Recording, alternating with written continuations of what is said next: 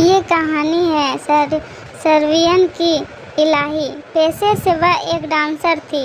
अमीर घराने के होने के कारण उसके माता पिता उसके डांस के खिलाफ रहते थे। तुम्हें मैंने कितनी बार समझाया है ये काले करना बंद करो, लेकिन तुम हो कि जिद पर अड़ी रहती हो। हमारे नाक मिट्टी में मिला दी है। उफ डैडी, मैं डांसर हूँ और मैं रहूँगी। मैं जब तक जिंदा रहूँगी डांस करती रहूँगी। फिर इस घर से जाओ, ये तुम्हारा घर नहीं है। अपना सामान बांध लो और यहाँ से चली जाओ। इलाही अपने घर से गुमनाम अंधेरी में निकल गई। चारों तरफ अंधेरे हो चुका था। पूर्णिमा की रात थी। चारों तरफ से कुत्ते रोने की आवाज़ सुनाई दे रही थी। इलाही इस बात से डर चुकी थी। उस घोर अंधेरी रात में डरने के बाद एक लड़का दिखाई दिया जो कि रात में सड़क पे अजीब डांस कर रहा था। वो और चौंक गई और डर से चिल्लाने लगी। चिल्लाने ही वाली थी कि उस लड़के की नज़र इलाही पर पड़ी। वह देखते ही बोला कि रुक जाओ, मैं तुम्हें कुछ नहीं करूँगा। मुझे तो तुम्हें देखकर खुशी हुआ। मैं तुम्हें चोट नहीं पहुँचाऊँगा। तभी बोली कि तुम इतना रात को यहाँ सड़क पे डांस क्यों कर रहे हो? क्या तुम मेरी छोड़ो, तुम बताओ यहाँ इतनी रात पर सड़क पे क्या कर रही हो? मैंने घर छोड़ दिया। हम घर से छोड़ कर आ रही हूँ। तभी जहान और इलाही की अच्छी दोस्ती हो गई। इलाही ने देखा कि जहान एक हैंडसम और जवान लड़का था, जिसे देखकर उसे जहान से प्यार हो गया। वैसे तो मैं एक डांसर हूँ, पर घर चलाने के लिए छोटा मोटा काम काज भी कर लेता हूँ। अरे वाह, डांसर तो मैं भी हूँ। वो दोनों आपस में काफ़ी घुल मिल गए। दोनों रास्ते में ही सर्बियन डांस करने लगे। इस बात की खबर उसके माँ बाप को मिली। उस लड़की से हम लोग और उम्मीद भी क्या कर सकते हैं? उसने गलत ही रास्ता चुन लिया तो और क्या ही करेगी। रुको, तुम उस लड़की को मैं देखती हूँ, तुम टेंशन मत लो। इलाही की माँ ने जहान के लिए षड्यंत्र रची और 2 आदमी को पैसा दिया मारने के लिए।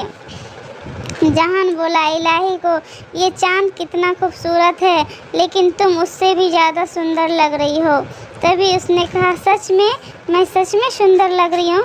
नहीं, तुम्हारा कंपेयर मैं चांद से भी नहीं कर सकता, क्योंकि चांद पे तो अब लोग जाने लगे हैं। अब वो पहले जैसा नहीं रहा।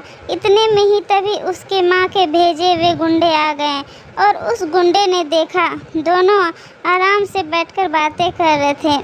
चलो तुम मेरे साथ डांस करो, तुम्हें आज मैं सर्बियन डांस दिखाती हूँ। इलाही और जहान डांस करने लगे। वो दोनों गुंडे दोनों का डांस चुपचाप देख रहे थे। सर्दी की रात थी। दोनों एक दूसरे में चिपक गए। गले मिलकर एक दूसरे को बॉडी की गर्मी देने लगे। गुंडा ने अपनी तलवारें निकाली और जहान के सर पर वार कर दिए, जिससे उसका सर और धड़ अलग कर दी गई। इलाही के मुख पर खून के छिट्टे जा गिरे। नहीं नहीं, ये नहीं हो सकता, ये नहीं हो सकता। इलाही अपने प्यार की लाश को देखकर बेहोश हो गई। इलाही को ज़बरदस्ती घर के कमरे में बांध कर रखा गया। इलाही जहान की मौत को भुला नहीं पा रही थी और इलाही ने उसी रात रस्सी से अपनी जान ले ली। इलाही ने आत्महत्या कर ली। घर के द्वार पर लिखा हुआ था कि मेरी मौत के जिम्मेदार मेरे घर वाले हैं। ये खबर आग की तरफ फैल गया। इलाही के लाश को उसके माता पिता ने बिना कोई विधि विधान के ही दफना दिया। क्या फ़ायदा ऐसी बेटी का? ऐसी बेटी देने से तो अच्छा है भगवान हमें बेऔलाद रखता।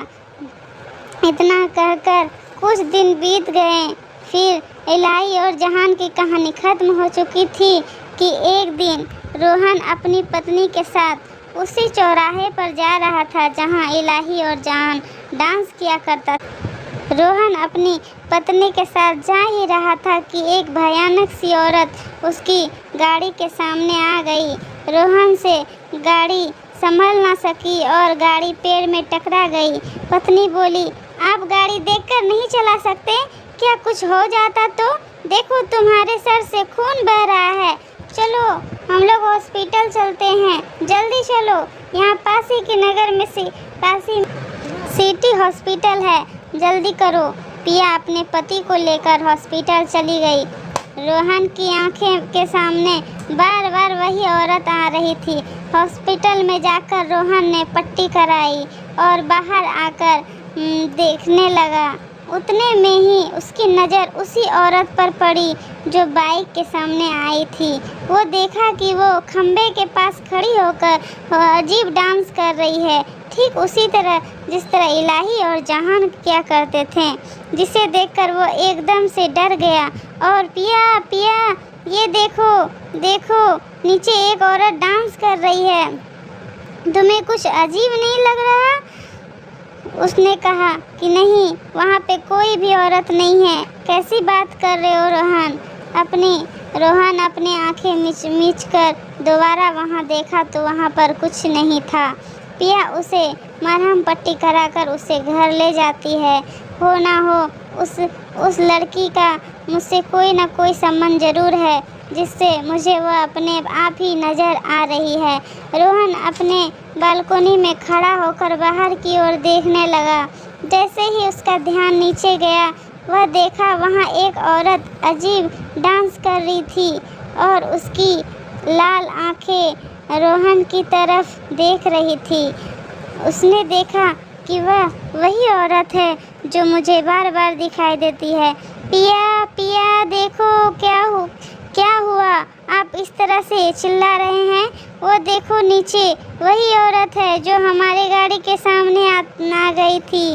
पिया ने नीचे देखा पर उसे वहाँ कुछ नज़र नहीं आता। उसने कहा वहाँ कुछ नहीं है। तभी घर का दरवाज़ा कोई ज़ोर ज़ोर से खटखटाने लगा, जिसे सुनकर दोनों बेहद डर जाते हैं। दरवाज़ा ऐसा कौन पीट सकता है? मुझे तो बहुत डर लग रहा है। नहीं डरो मत, दरवाज़ा खोलकर देख लेता हूँ। रोहन जैसे ही दरवाजे के तरफ गया तो वह डांस लेडी सीधा दरवाज़ा तोड़कर अंदर आ गई, जिसे देखकर वो दोनों बहुत डर गए और रोहन डर के मारे चिल्लाने लगा और उसकी पत्नी डर से बेहोश हो गई। बचाओ बचाओ, तुम कौन हो? आखिर तुम हमें क्यों, तुम्हारा हम क्या बिगाड़े हैं? तो उसने गंदी आवाज़ निकाल कर बोली, तुम एक लॉयर हो, तुम्हें कई घर को तोड़ा है। हाँ तो इसमें मेरी क्या गलती है? ये मेरा काम है। अब तुम ऐसा कह रही हो तो मैं इस काम को भी छोड़ दूँगा। मेरी पत्नी को तो देखने वाला कोई नहीं है मेरे सिवा, मुझे छोड़ दो। चीखता चिल्लाता रहा पर वो डरावनी चुड़ैल ने उसकी कोई बात नहीं मानी। वह अचानक से उसके शरीर के हड्डी अजीब होने लगा, सारे बाल बड़े बड़े बिखर गए और उसकी लाल लाल आंखें होने लगी। चुड़ैल ने रोहन की आंख निकाल कर फेंक दिया। उस वक्त बेहोश थी पिया। जब उसे होश आया तो वह अपनी पति की हालत देखकर बोलने लगी, नहीं, और वो चुड़ैल पिया के शरीर में चली गई और डांस करने लगी और वो उसी के शरीर में अभी तक डांस करते रहती है। और यहाँ पे कहानी खत्म होती है। उस भूतनी को डांस करते हुए बहुत सारे लोगों ने देखा है। क्या आपने भी कभी देखा है रोड पे सर्वियन डांस करते हुए? अगर देखा है तो कमेंट सेक्शन में बताएं।